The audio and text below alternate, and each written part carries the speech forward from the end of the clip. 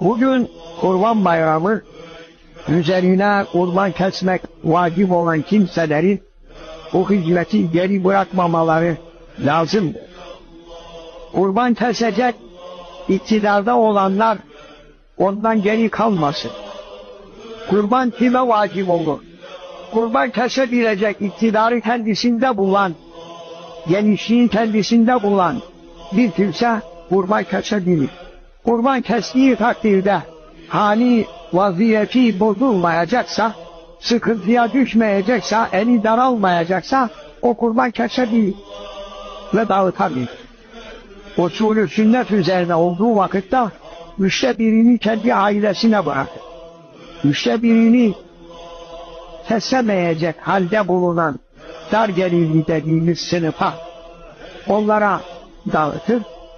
3/3'ünü de kapıya gelen sahile ve pek fakir olanlara onlara dağıtır.